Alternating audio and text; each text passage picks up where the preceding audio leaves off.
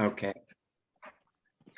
Welcome to the Rotary Club of New York, Club number 6, founded in 1909, luncheon on September 30th, 2021. It is 12 noon. We are very happy that you have joined us here today in such good numbers, and more coming in as we speak. As it is our tradition, we start with the Star Spangled Banner by Audrey Levine, who is joining us via Zoom as well. Audrey? Hello, can you hear me? Yes. Good morning, Audrey. Good morning, everyone. Hi, Gerard.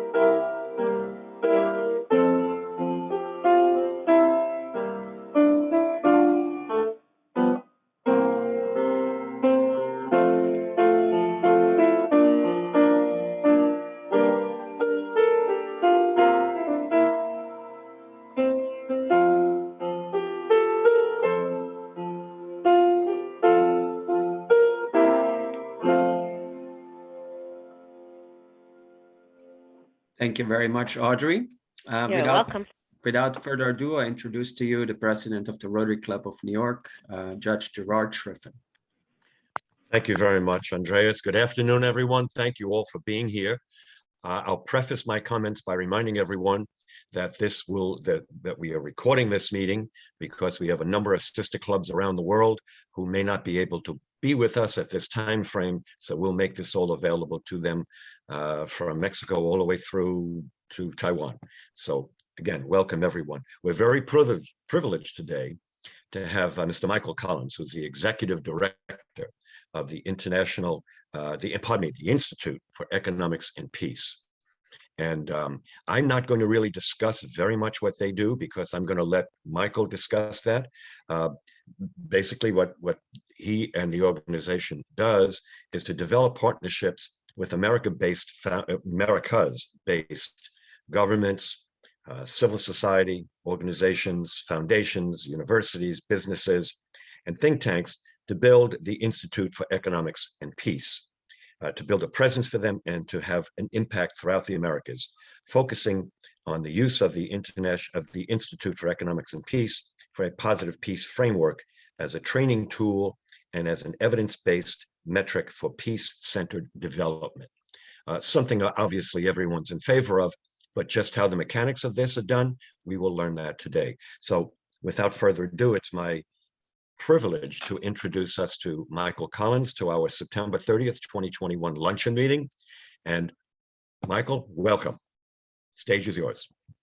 Excellent. Thank you very much, Gerard. I do greatly appreciate it. And it's lovely to have the opportunity to address you all. And it's nice to be able to see Summer Lewis on the call today, who is actually the Rotary IEP Partnership Coordinator. Rotary and IEP have had a partnership for just over 2 years, actually 3 years now, since 2017, in which we have essentially jointly worked to be able to effectively build peace around the world. I'll probably sort of jump in straight into a bit more about the Institute and the work that we do, and then perhaps at the tail end of this, but in a sort of a last but certainly not least format, we'll jump into the partnership and all of the potential that we expect to see through the partnership, hopefully with your support over the coming year. So let me just go ahead and share my screen here.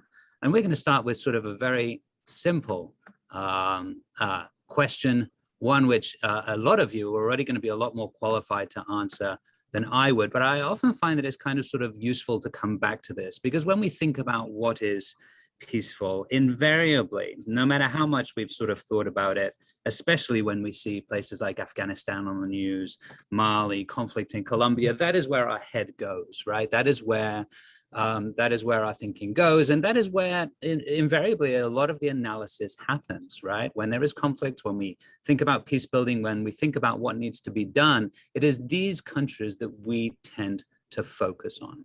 Now, while this particular sort of element is absolutely critical, we feel in many ways that that doesn't always provide sort of a full picture, right? The roots of conflict, or the roots of a conflict tree, are not necessarily the same roots of a peace tree.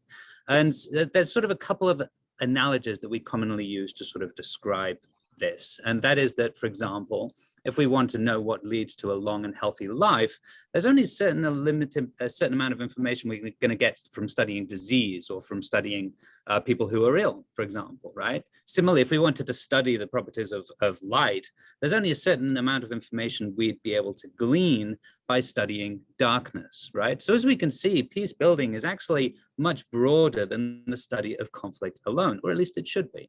So IEP as an organization, what we're set up for is we're dedicated to shifting the world's focus to peace as a positive, tangible, and achievable measure of human well-being and progress. Now, when we think about the things that create peace, the study of the field of peace studies is actually relatively new. It's only been around for sort of 40, 50 years.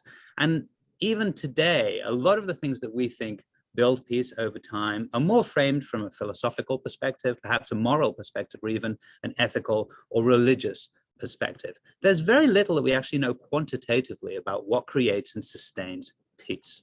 So this is primarily what the organization is set up to. We do this through quantitative research, through mathematics, and through statistical analysis.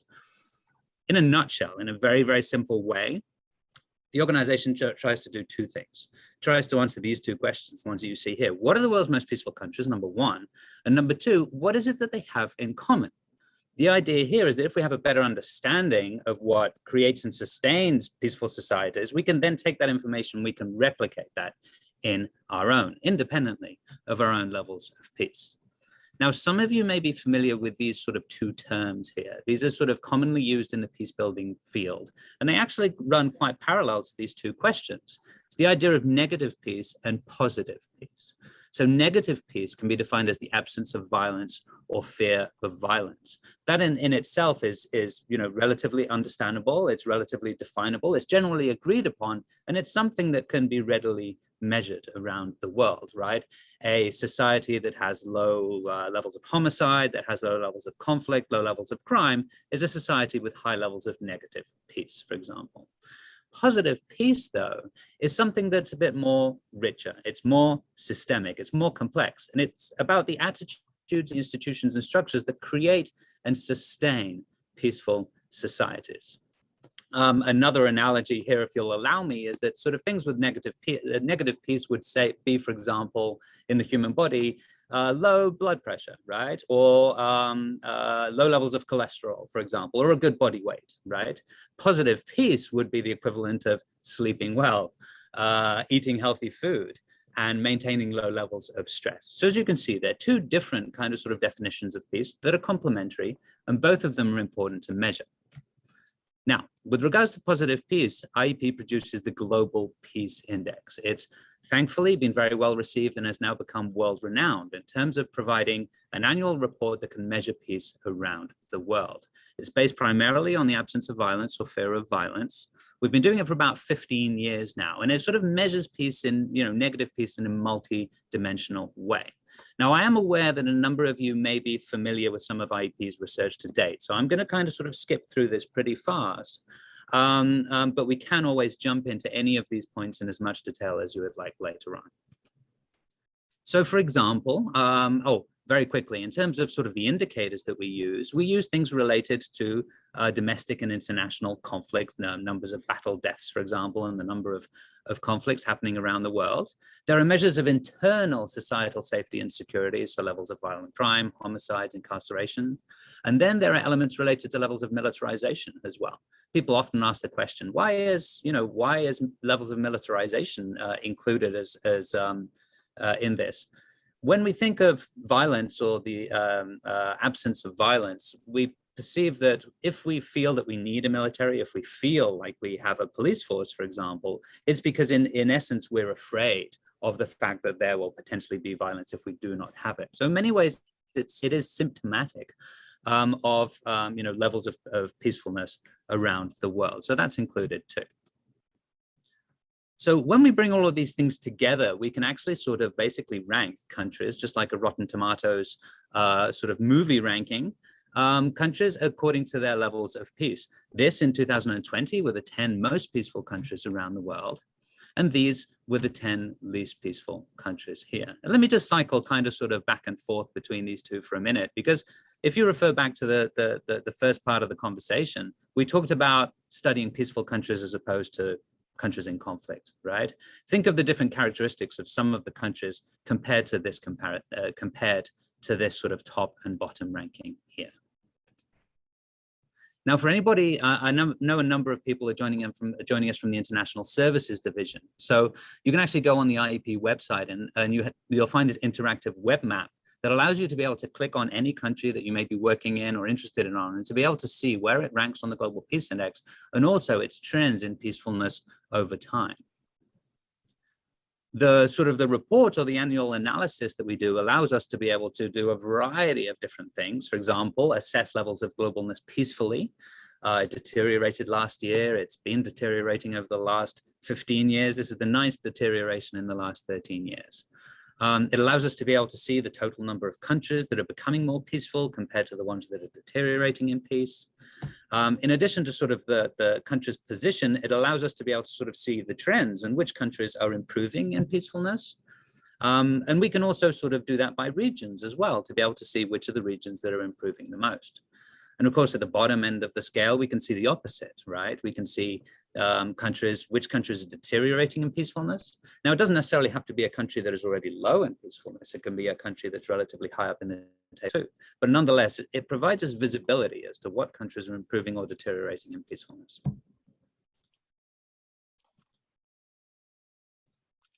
Now, one of the other things that it allows us to do is because we have all of these different indicators, it allows us to be able to kind of sort of see what are the particular things driving, for lack of a better word, some of these deteriorations, right? So, for example, we've seen that a lot of the deteriorations in peacefulness last year were due to the increase in violent demonstrations around the world and the subsequent political instability, as well as an increase in military expenditures and general militarization. Some of the improvements last year are related to a general reduction in the number of deaths from internal conflict, for example, and the reduction in the impact of terrorism. So, if we sort of start from the general idea that the perfect, the most peaceful state would have no jails or no violence or no crime, we then come to this definition of negative peace and the Global Peace Index, some of the findings of which I just shared with you, right? Let's not forget that the idea of countries with high levels of negative peace is that they're countries with low levels of homicide, low levels of crime, few weapons, fewer military interventions, less refugees or internally displaced people, for example, right? But once again, that kind of only provides us a bit of a picture here. It doesn't really tell us that much about what creates and sustains peaceful societies, right? And this is where positive peace comes in, that richer, more complex element that we were talking about before. Now, how do you do this in a quantitative way, something that's not philosophical and something that can't be biased? Well, what we do is we take the results from the Global Peace Index, which we discussed here a minute ago, and we then cross-reference all of those different rankings with thousands upon thousands of different socioeconomic data sets and attitudinal surveys to be able to determine what are sort of the snippets of information on one side, right? Or what are the trends on one side that go up and down or improve or deteriorate that then create or that then are sort of correlated with improvements or deteriorations in peacefulness, right? Now, we never sort of talk about causality because these things are very, very complex. But what it does allow you to see is what are these elements, that these characteristics of a society that change, that then lead to changes in measures of negative peace. So that really starts to get at the issue. Now, we've been doing this research for over 15 years, and one of the things that we've seen by looking at these countries, the most peaceful ones and the ones that are most sustainably improving in peace, is that they invariably have 8 key characteristics, which we call the 8 pillars of positive peace. Now, some of you may be familiar with this diagram. We're going to be delving into it a bit today. They have a well-functioning government, right? It provides basic public services, there's rule of law, and there's a peaceful transition of power. There's an equitable distribution of resources with regards to generalized access to education and healthcare, for example. There's a free flow of information, both in terms of the access that people have to information, but also the quality of the information that they receive. There's good relations with neighbors at the nation state level, with neighboring countries, with regards to trade, with regards to immigration, for example. They have high levels of human capital. They have a well-trained, employed, and productive workforce. They have an acceptance of the rights of others with regards to gender, with regards to race, ethnicity, sexuality, and religion. They have low levels of corruption, and they have a sound business environment, both for small and for large enterprises as well. Now, these countries, right, the countries that have these characteristics or that are improving in levels of positive peace also benefit from a whole other lot of things. For example, they've got or develop higher per capita income. They have levels of resilience to natural disasters, to political shocks, to things like COVID-19, for example. They have better environmental outcomes, higher measures of well-being, and they even perform better on the development goals. So I know that the Rotary Club New York does a lot of work with the UN. So obviously you're very on top of and supportive of the SDGs, as you should be, as we all should be. I just brought up this chart here to actually kind of sort of overlap the SDGs with these 8 pillars of positive peace. One of the things that we see is that we see out of all of the targets of the SDGs, a large percentage of them, 80%, 85% in fact, are relevant to at least 2 of these kind of sort of positive peace pillars that we were talking about before. Some of the potential areas in which there is perhaps not a lot of focus at the SDG level is in these kind of pillars here. Low levels of corruption, surprisingly, and free flow of information. Whereas other elements related to governance, related to training, related to rights, for example, are touched on significantly. Now, there's a couple of sort of cool things that begin to happen when we look at the dynamics related to these different pillars. And this is where I hope we'll kind of sort of begin to be grounding on the work of Rotary as an entity, as well as the work of the UN as well. When we look at how these pillars interact, we see that it is systemic in nature. What does this mean? In any individual country, when having an impact on one of these specific pillars, right, or making improvements in one pillar will have an impact on the other pillars. You can't take any of these pillars out and not impact any of the others. Now, it's difficult to be able to actually predict in many ways what the impact on another pillar is going to be, given your investment on one of these pillars. And one of the things that we see is that the countries that improve most sustainably in peacefulness actually do so by making small improvements in all of the pillars simultaneously, as opposed to kind of making significant investments or making significant progress in one single pillar. And, I think that has a lot of lessons in terms of how we could potentially use this framework systemically to inform not only Rotary work and IP work, but also UN work as well. The second point is that it's kind of sort of slow moving, right? Building positive peace in a country or in a community for that matter takes time, because what you're trying to do is you're trying to bring this whole system to a higher kind of sort of state of being, so to speak. The good news is that it's self-reinforcing. One of the things that we see is that these countries that improve most in peacefulness, as you improve in peacefulness, it becomes easier and easier. Now, contrary to that, countries that are deteriorating levels of positive peace, it becomes more difficult and more difficult to create. And this is why so many countries get caught in the violence trap. The fourth point is that it's contextual, right? It's intrinsically connected to the social norms of the country. The way a country functions for one society, or the services expected from the government, for example, or the acceptance of the rights of others will, of course, vary greatly depending on the constitution and the makeup of that particular society. And the last point, which I think is in some ways the most relevant, is that it's interlinked. Now, what do I mean by that? I mean that basically, for example, IEP, we study positive peace quantitatively at the nation state level. This is largely because it's convenient. That's where most of the data is. But when we think about positive peace systemically, you could actually use this framework to be able to sort of evaluate positive peace at the international community level, right? Such as through the work of the UN, for example. You could think of it on a planetary level, but you could equally think of it in a smaller domain. in terms of individual cities, in terms of individual communities, in terms of individual Rotary clubs or Rotary Club projects, for example. So I'm going to share two examples, one small, very small, and then one slightly higher in the system, so in sort of all of these interconnected systems, so to speak. And this is an example right from here in the US. Now, IP had nothing to do with this project, but I came across it and I thought that it was very representative of what sort of the application of positive peace means at the local level. This is a very successful project in reducing violence in a neighborhood called Ivanhoe in Kansas City. And that's because in many ways, the approach that they took to peace building was very, very systemic. Rather than concentrating on elements related to violence, they concentrated on strengthening the neighborhood council. They concentrated on developing more events and having more opportunities for the neighbors to be able to interact with each other. They focused on reinforcing the business environment by creating spaces and opportunities for small entrepreneurs.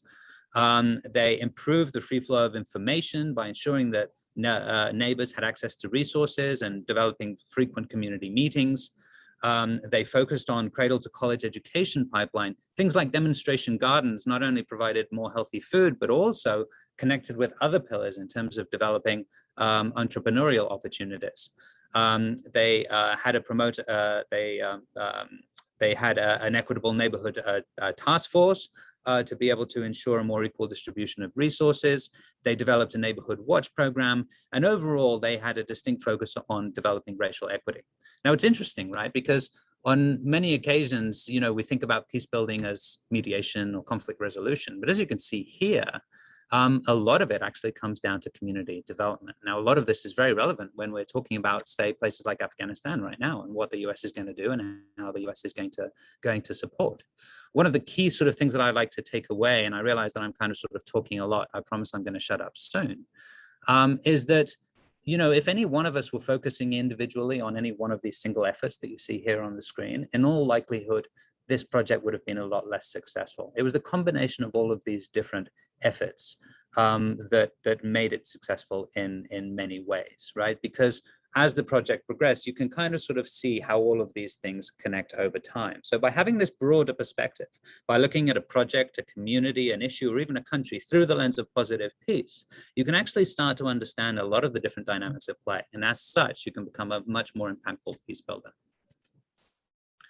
This is one example of the city called Culiacan in Mexico. It's actually the birthplace of El Chapo.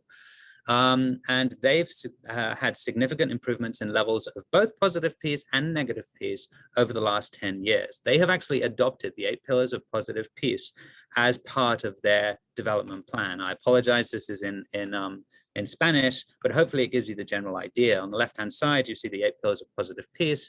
On the in the center, these are the logos of the different initiatives that the city has in play. And they're basically using this as a bit of a dashboard to be able to establish what all the different organizations working on, how do they contribute to the different pillars of positive peace, so that they can maintain this systemic perspective and build peace progressively in that way. Now, we're actually starting to do a lot of this work in the United States. We're having, through Rotary partners, we're having some preliminary conversations with the city of San Bernardino, for example.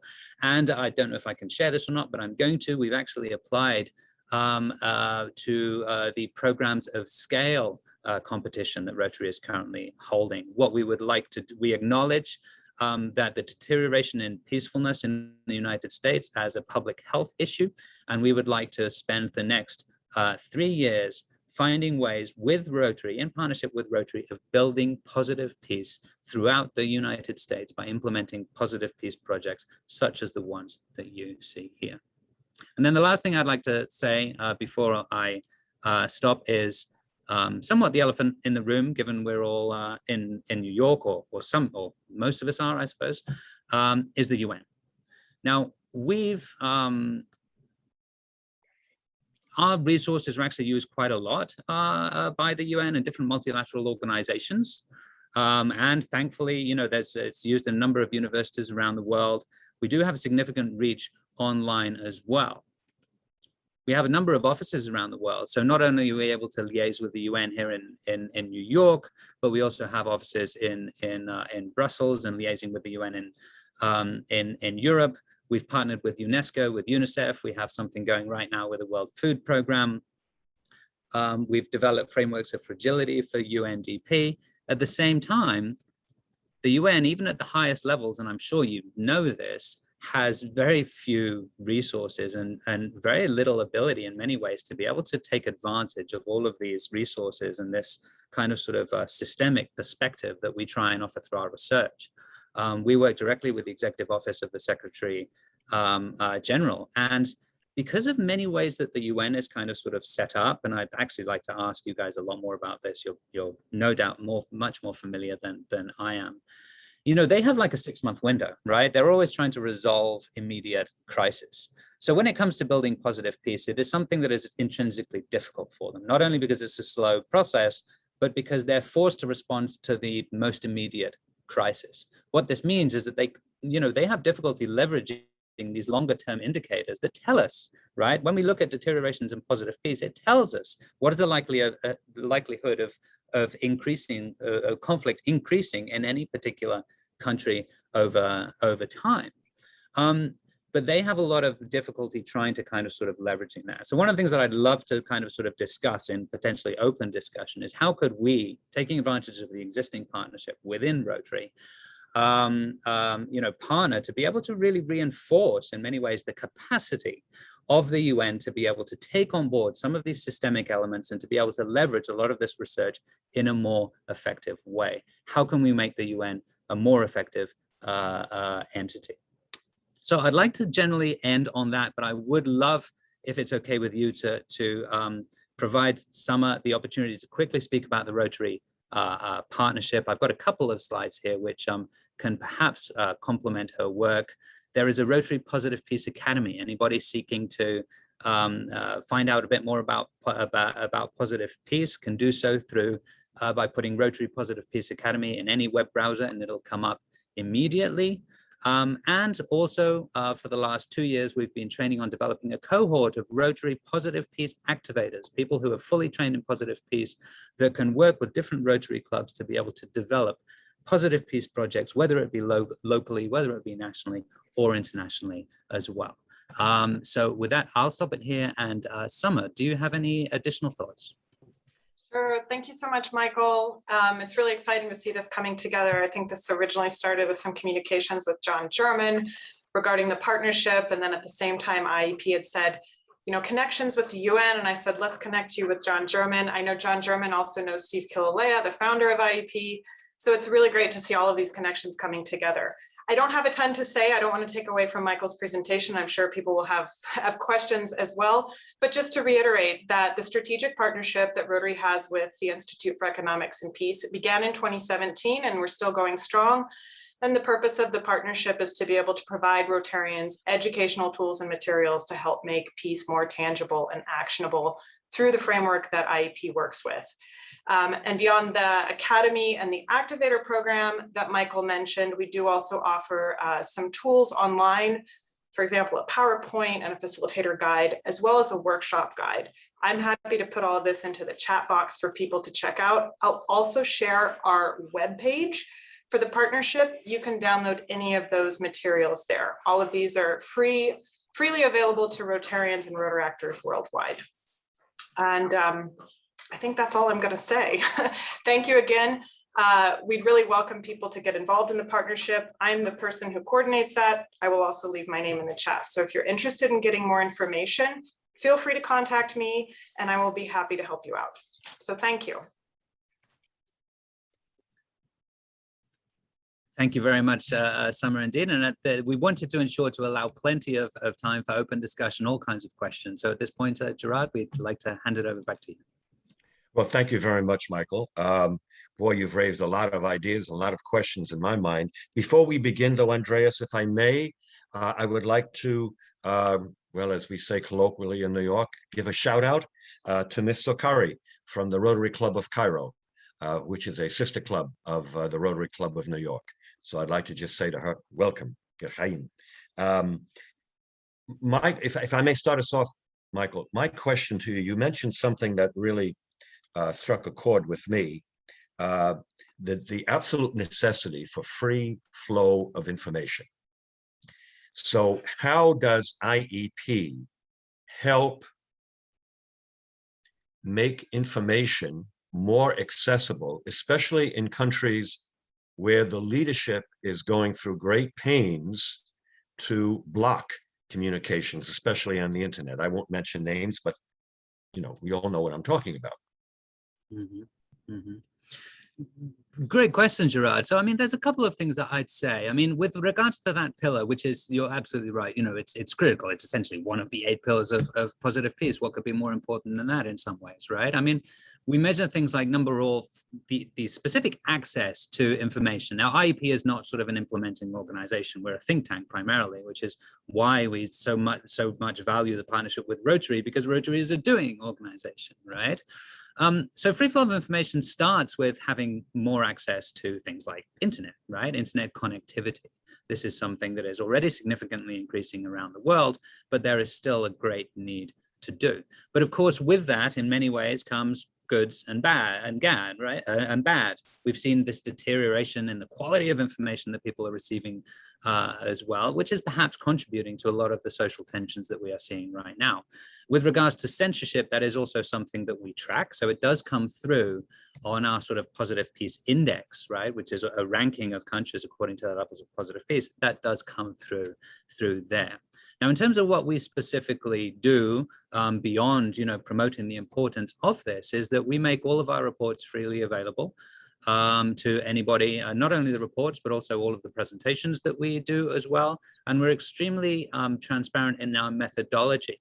So you can go back into the methodology of all of our reports and consult exactly who the sources are and exactly what are the timeframes for all of the data that we have available, because transparency is extremely, extremely key element with regards to developing trust. Now, a lot of what we do in terms of the free flow of information is also things like this, number of speaking engagements to be able to kind of sort of share this information worldwide and to enable open discussion. That's our sort of small contribution, but we definitely look forward to broadening that over time. Tatiana, you have a question. Would you like to ask it personally? Tatiana Androsov. Well, the question is, have you tried to measure the impact of environmental degradation, of course, including climate change on peace? So this is actually, Tatiana, thank you for asking the question, because this is a fantastic segue to an upcoming report that we have called the Ecological Threat Report. It was called the Ecological Threat Register last year, which was the first time that we actually published this report, and it does exactly that. What it does is it compares countries' exposure, the same countries that you saw here for our Global Peace Index, to a variety of different ecological threats. Now, this is independent from climate change because ecological threats are present, but climate change does act as a sort of as a distinct aggravator here. So that should be said. What it does is it looks at countries' exposure to things like food insecurity, water stress, population growth, which can also be a risk, and also elements related to floods, droughts, temperature rises, fires, sea level rises, for example. And then it takes that and it then compares that to countries' level of positive peace. Now, we talked about levels of positive peace being comparable to a country's resilience. So bear in mind that there are some countries around the world that are exposed to many, many different ecological threats, but they're very resilient. They have the ability to be able to deal with it. Very recently, Germany had horrendous floods. In fact, New York had tremendous floods, as I'm sure you all know. I was very surprised, actually, by the amount of people who died in New York because of those floods. Perhaps a sign that we're developing less resilience. But nonetheless, places like the United States, places like Europe, they're very resilient, right? So what the Ecological Threat Report does is it actually compares that exposure to levels of resilience to identify specifically what are the most vulnerable countries on the planet with regards to ecological threats, what is the cost, what is the risk, and what we as an international community should be doing to support these countries.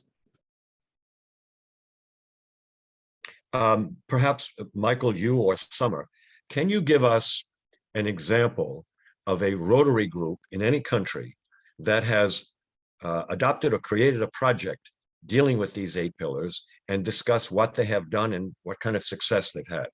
I'm actually looking for a model for Rotarians to replicate around the world. Summer, if it's okay, I'm going to take this because I actually have a couple of slides in the background. Go for it.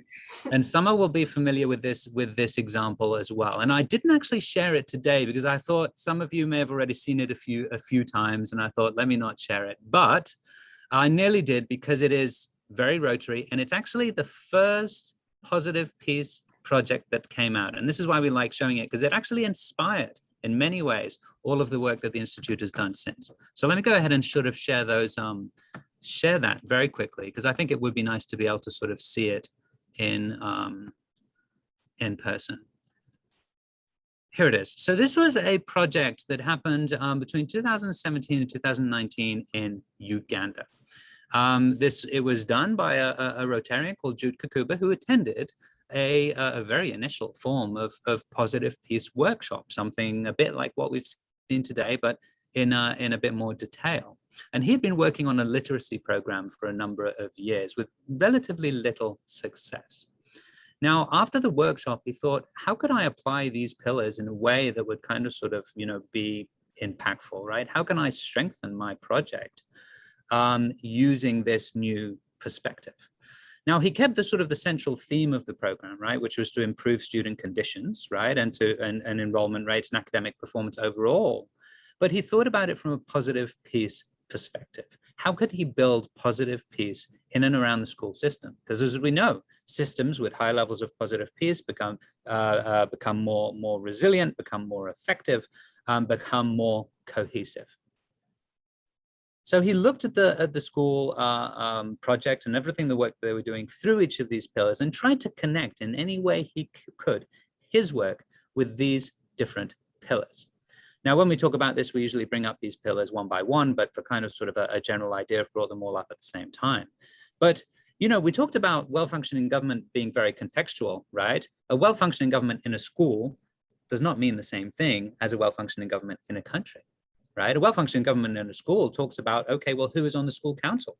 Is it representative of the parents who are sending the kids to school? In this case, Jude decided to bring in a broader set of community leaders to think about how the project was going and to participate in the school programs. He thought about how could he develop a more sound business environment. They were planning to do classroom reconstructions, and he took distinct effort to be able to use local contractors and use locally purchased materials. This seems like a bit of a no-brainer, but you'd be surprised at the level of international development, how many times this very simple thing is not done and not considered. Materials are exported from the outside, experts are brought in from the outside as well, to the detriment of high levels of human capacity, equitable distribution of resources within the country. In terms of the equitable distribution of resources, they actually sort of shifted the different patterns that they were using to give school materials to the kids. They'd actually been focusing on the kids that were most at need. And for a very small price difference, they were actually able to provide the same scholastic materials to everybody and reduce instances of jealousy and stealing and conflict within the classroom. With regards to the acceptance of the rights of others, something that came up that only occurred to them, or they only saw by looking at it through this particular lens, was that they saw monthly shifts in the attendance of girls. Specifically, they noted later that it was due to their menstrual period and the stigma related to them. So by providing girls with regularly sanitary pads, they were able to actually increase school attendance that way. They planted fruit trees to be able to stop students raiding local orchards. That was causing conflict with neighbors. With regards to free flow of information, Gerard, a pillar very important to you, of course, they partnered with a local radio station to share more information about the project and to talk about progress. They aim to reduce high levels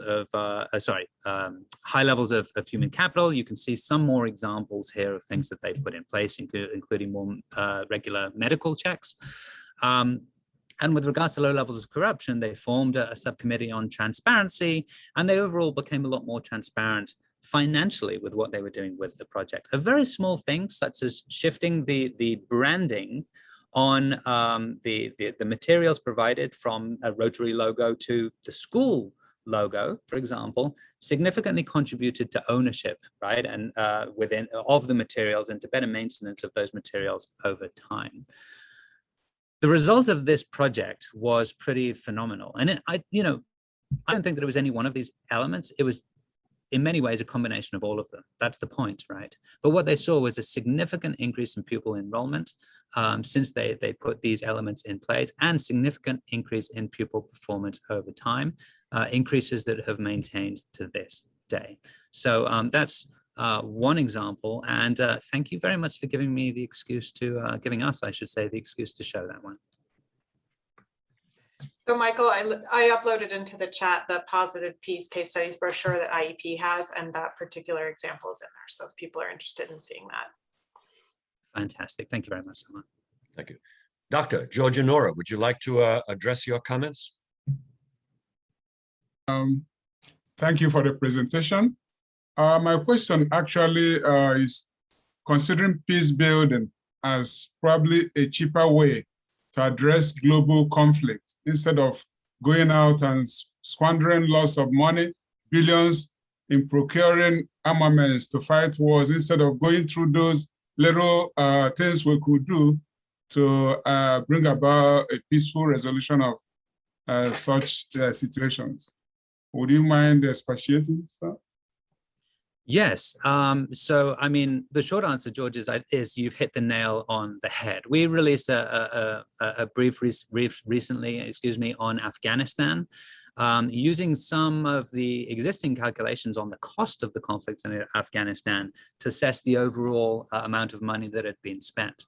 Now, when we take into account all of those costs, it came to the cost of actually having the war in Afghanistan was $50,000 a year per person in Afghanistan. Now that in many cases is a standard annual salary here in the United States. In Afghanistan, that is 100 times the annual salary, right, of the average Afghan. So I mean, I'm being facetious here, but think of just taking that same money and just giving every Afghan in Afghanistan $50,000. Would we be significant, or would they be, I should say, significantly better off now than they would have been 20 years ago? Now, I'm kind of sort of, once again, being flippant here, but it's certainly worth considering for sure. And it's, we certainly hope that we are making a strong case for that. I mean, the benefits that we see to investing in positive peace specifically are enormous. And we delve into this in a lot more detail in all of our research. As levels of positive peace increase, we see significant return in terms of economic growth. This resilience that we were talking about, countries' ability to be able to withstand all forms of crisis and therefore not have to invest or be economically impacted by these crises further down the line, is also something of note. Thank you. All right. If anyone has a question, please put it in the chat. Michael, I have another one for you, and it's a tough one.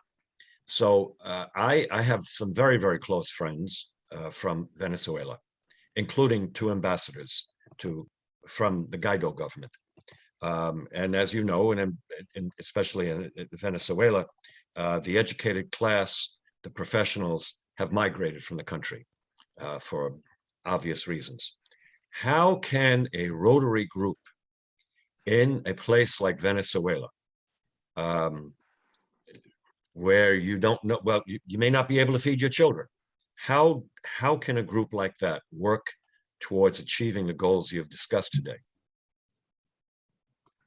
Thank you very much, Gerard. And yes, I mean, the case of Venezuela is similar to many other countries with regards to that brain drain that you're specifically mentioning. And it's easy to see, when you think about these 8 pillars of positive peace, how brain drain invariably affects all of these, right? It's actually a very, very connecting feature.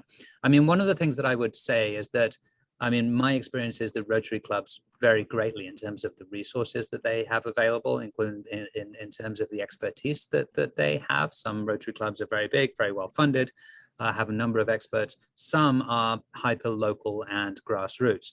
Let me take that back. All Rotary clubs are very, very grassroots. but some are, hyperlocal and have very few resources. One of the things that we hope to have made the case for today, and perhaps through this example of Uganda that you're seeing here, is that invariably, independently of how much you can do, you can still effectively help build positive peace. Why? Remember that interconnectivity that we were talking about? Remember how we were talking about how smaller systems are interlinked with larger systems? Rotary as an entity, I'm sure, always strives to be able to make national level contributions. That isn't always possible. But what kind of Rotary project could you do locally to support a community and to help reinforce all of those pillars of positive peace? If you are dedicated purely to literacy, if you are dedicated purely to a water program, if you are dedicated purely to a human rights program, or an employment or a training program or similar, or if you are opening up a magazine, right, or a radio show, right, to be able to contribute to society in some way, how does that specific project, or how can you make sure that that project contributes to each of these different pillars, not at a national level, at a very small community level, or at the very least, how can you make sure that your project doesn't impact these pillars negatively? So I hope that kind of sort of helps broaden the scope of what Rotary can physically do, in the case of Venezuela specifically. Now, for any Rotary club seeking to actually have a national impact, we definitely have that information there. We track positive peace very closely in Venezuela. We can do additional research to uncover what are the particular elements that are most challenging now, what are the successes, and definitely kind of sort of do that work at a national level if that interest and those resources exist, for sure. And we do have, very quickly, we do have activators as well as IEP ambassadors in Venezuela who could assist with that task. Sorry, Summer, I think. That's exactly what I was going to add. And I put something in the chat box, an article from one of our activators in Venezuela, who's a Rotarian. So we have 2 positive peace activators that are in Venezuela. One is a Rotarian, one is a Rotary Peace Fellow. And their work as activators is to basically work with Rotary clubs, Rotaractor clubs. Mostly what they focused on is education. So looking at doing a certificate in positive peace with the entities that they work with more directly. But if anyone is interested in connecting more directly with those 2 people, I'm the person who can facilitate that contact. We do know that, and we get updates from them though, as to how things are going. Oftentimes with meetings, it's difficult for them to join because of the internet, but they're really trying to, in their minds and from what they say, we're just trying to do our little bit here to at least educate people, to do as much as we can considering the situation, but it's also very inspiring. So we have some points of light, thankfully, that are trying to deal with what otherwise is a very bleak situation. Thank you. Ms. Sokari from the Rotary Club of Cairo, please unmute yourself, ask your question. Yes. Thank you very much. I'm really enjoying this session very much. And I was just trying to comment on the literacy programs that Rotary clubs mostly all over the world are engaging in. We in the Cairo Club, Rotary Cairo Club, we are investing now in children, teaching children how to read and write at the very early age before they become illiterate at a later age. And I find that this is much more rewarding. I've adopted a nursery school, and Rotary Club of Cairo and others have helped considerably in making this a real success. Instead of spending so much money on adults, I think it's much more profitable to start with educating children from age 2 to 6 how to read and write, teach them peaceful ways of dealing with each other. And I am definitely planning on taking some of your points of view and implementing them in the nursery schools that I have adopted with the help of the Cairo Rotary Club in Egypt. Thank you. Thank you for being with us. Okay. Thank you very much, thank you very much, Mr. Kari. And you obviously do absolutely wonderful work, and similar to what you were mentioning, Gerard, Mr. Kari, that early childhood development. I mean, you can just see, right? You can just see the different ways that it connects with all of these pillars over time. I mean, today's children are tomorrow's leaders. So in that sense, I think that you're doing invaluable work. Absolutely. Mr. Limbe. Hi. Hi, Mike. I was following the Colombia Peace Initiative. And you guys, you did a wonderful job in Colombia by following the peace initiative between the warring factions. The way how you structure your body, your organization, the way how you getting feedback from them, and how you collaborate with the government and the local community, and which is actually it's wonderful. So I was wondering, especially in Africa. Africa is a zone of so many civil war. So the way, I don't know is it possible that your organization can collaborate with certain countries in Africa in order to implement the same model of Colombia into some other African country where there's a war, And then also, what is the methodology that you can able to collaborate with the government in order to give you a piece of security so that you can be freely for them, you can be freely to exchange the information with them and then to monitor the peace process. Excellent. Thank you for the question, Mr. Limbe. And I'd love to be able to have our Director of Africa, Trust Mamombe, here with us today to be able to actually share some more details of IEP's work throughout the African continent. He's based in Zimbabwe in our IEP office there, and I'd be extremely happy to put you in touch. I mean, the short answer is yes, absolutely. We are completely available and very eager, in fact, to do this. So it's wonderful to be able to kind of sort of create that connection. I know that there are a number of initiatives underway and have been in the past. For example, I remember, once again, it would be very good to be able to have him here with us today, but specifically, different meetings have been held with different members from the government in Uganda, for example, who had in many ways not been speaking to each other or were so far apart in terms of our position that they basically could not find any ways of productively talking to each other. The Positive Peace Framework was used in conjunction with Rotary to be able to bring these parties together, to be able to talk about the future of the country in a productive way. Slightly further north, we did similar things with youth in Libya, for example, from different warring factions during the Libyan civil war, to be able to talk about future peace building initiatives in the country as well. We've actually developed positive peace reports, specifically looking into data related to the country, specifically in Zimbabwe, provided to the Ministry of Mining and the Environment and Energy, to be able to help them be better informed about what are the specific levers that the government can pull in terms of helping to improve positive peace in the country. All of these initiatives are ongoing, and we're of course extremely interested in sort of expanding that work. So I very much look forward to putting you in contact with Trust, Mr. Limbe. John German, you mentioned something about foster children. I'm going to give the opportunity to ask you a question or comment if you wish. So Michael, we have a particular project that the Rotary Club of New York has become engaged in. Here in New York City, which is the richest city in the world, we have about 25,000 foster children. And it's not, I mean, it's, in some cases, I can tell you from personal experience, it's Dickensian.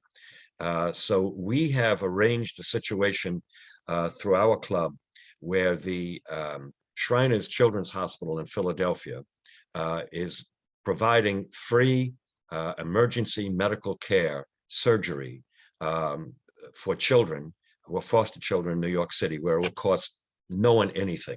And the Rotary Club of New York will help make the transportation, the accommodations to stay overnight for as long as necessary for the parent to be with the child. And then also setting up a situation where they can do online medical consultations. So is there anything in particular that your group has done with or for or would consider doing with foster children?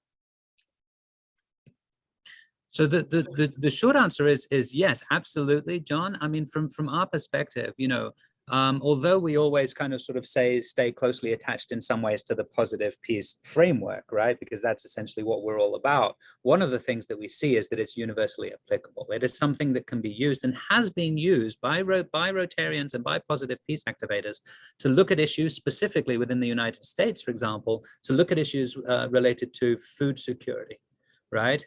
And the tremendous undernourishment that we have in the country, to look at heat islands, for example, right? To be able to look in, I mean, we have IP ambassadors, for example, in Appalachia, where 100% of people are on food stamps. So there is definitely a lot of work that needs to be done within the country. I think I mentioned the programs of Scale Project, in which we will aim in partnership with Rotary to help build positive peace throughout the United States, especially given the large deteriorations in peacefulness that we have seen over the last 2 or 3 years, or over the last decade, I should say. The short answer is yes, John. Now, an interesting thing here is, even with a project like the one that you just mentioned, you can still bring the positive peace framework to bear, and we could explore jointly what potential opportunity would be there. You know, oftentimes when we do these things, we see the need, and that's what we target. Sometimes perhaps we don't see other opportunities that they may be, or other partners that we could leverage. How could we look at that same project through the lens of positive peace? And how could, when we think of the well-functioning government, what does this mean? How can we bring the government to bear? How can we ensure that the services or the support that Rotary is providing today will be provided by the government tomorrow? Or alternatively, how can we create a more sustainable sort of format that no longer needs to be Rotary that does this in the future? Are there any entrepreneurial opportunities tied to the program specifically? So just by looking at it through all of these different lenses, we hope, and we have seen, can contribute significantly to any program, including fostering children. Now, very briefly, we are also very proud that over the last couple of months, we've been able to develop a partnership with World Vision, which works on fostering or sponsoring children, I should say, throughout the world. And our work and our research is currently helping them to be able to better tailor their approach to different countries, and to be able to better tailor and develop their sponsorship program. John, I look forward to working with that on you. Gordon Cran, you have a question. Yes, thank you, President Gerard.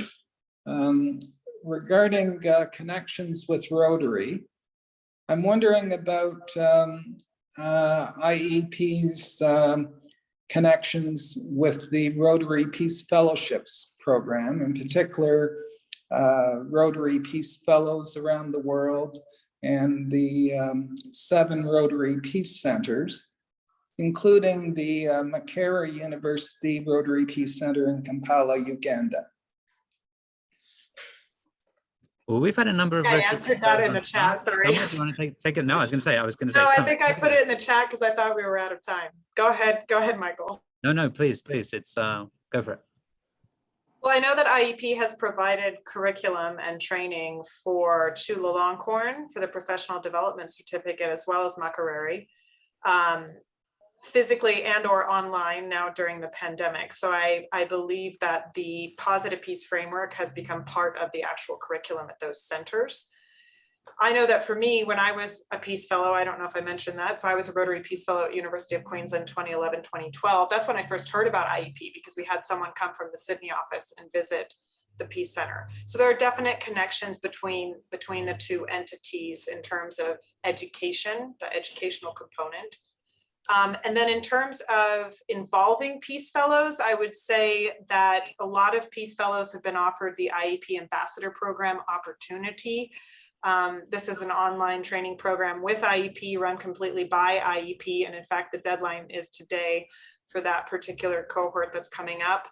A lot of Peace Fellows have been involved in that. And then additionally, the Rotary IEP Positive Peace Activator Program, we do target a lot of Peace Fellows for that. Michael, do you have anything else to add? You're muted. No, that was great, Summer. Thank you very much. I'll Okay, put thank you. the IEP Ambassador Program application here in the inbox, but I believe the deadline is tonight at 11:59 p.m. But people might be interested. Again, that's IEP's program, so if Michael wants to explain that further, he can. You know, I mean, no, from my perspective, you know, the IEP Ambassador Program, basically what we do is we try and provide people with sort of a grounding in the research and sort of empower them to be able to sort of become more effective peace builders in whatever domain they happen to work in. And a number of you have sort of shared your particular areas of focus or domains here. So you can sort of see it as hopefully you can see it as being sort of applicable in the same kind of way. It's open to absolutely anybody. Of course, we invite all of our Rotary partners. And once again, just to emphasize what Summer mentioned about our Peace Activator program and the great resource that Rotary already has available there. And I think probably what 80% of activators are perhaps Rotary Global Peace Fellows. Is that right? I would say, yeah, somewhere between 60 to 80%. The different cohorts that we have, it depends. But yeah, it's the vast majority for sure. Well, Michael, this has been a real, actually, it's been a treat for all of us. Thank you very much to you and to Summer. I appreciate very much what you've brought to us and everyone's participation. I will add something. We have a project in the Rotary Club of New York. Unfortunately, it's been on the back burner for the past year or so because of the COVID pandemic. But we have the commitment from the Police Commissioner, City of New York, and from Eric Adams, who will probably be the mayor of the City of New York, to participate with us in bringing together the leadership of the New York City Police Department and various community leaders throughout New York into a series of public meetings where the public will be invited to listen to the interaction between civic leaders and the leadership of the NYPD, and they will be able to address their issues directly with these people in an effort to bring, well, to better the communications, literally, between the police and the people of the City of New York. We were originally intending to do this at large public meetings, but because of the pandemic, we considered using Zoom, and we decided it really wouldn't be as effective as it really needs to be, because you kind of need that spontaneity of having hundreds of people in a room. So I think we're getting close to the point rather, where we may be able to do that in the next few months, and we will invite everyone. But I think, Michael, and some of this kind of goes along with your 8 pillars. Yes, Gerard, it does, absolutely. And if it's okay with you, let me take the opportunity to once again to refer to that Programs of Scale program. And the reason is that we're actually doing that in partnership with Police to Peace. It's a small organization, it's relatively new. A number of you may be familiar with it. Lisa Broderick, who is, I think, the president-elect of the Rotary E-Club of Peace, is kind of sort of the main institutional partner. They're actually doing currently a lot of that work in Portland and Seattle. You know, to the extent that it would be feasible, or to the extent that there would be interest, I'd love to be able to incorporate Lisa in this as well, and bring to bear the positive peace framework in that way. I think that would be an absolutely wonderful experience, and we would hope to be able to contribute. So thank you, Gerard, and I'd love to stay in touch about that. Yes, we definitely will. We're doing this also. We have the Rotary Club of Chinatown in Manhattan and the Rotary Club of Harlem are cooperating with us, and we will all sponsor these meetings between the New York City Police and New York citizens to discuss the issues and reach solutions. As you can tell, my opinion about a lot of the issues we all face is lack of communication between both parties. So hopefully we can, reach some actual solutions. Is there anyone else who would like to ask a question or bring up an issue before we adjourn for the day? Okay, hearing none then. It's been great having you today. We appreciate it. We would love to see you back again, Michael and Summer, and we will stay in contact with you, especially about this NYPD initiative. And we'll follow up with some of the information you gave us in the chat room to invite our membership to take a look at it and see how we can get involved. Thank you. Thank you very much. Good to see a lot of good friends today. Wilfred, Henry, George, Julie, Malika, Olaf. Oh, by the way, Malika, do you want to say any, before we adjourn, do you want to say anything about the United Nations breakfast coming up? I think she's muted. Well, we have a United Nations breakfast once a month, the third Thursday of the month, and we've been planning on having it directly at the United Nations. But as most of you already know, the United Nations is still closed.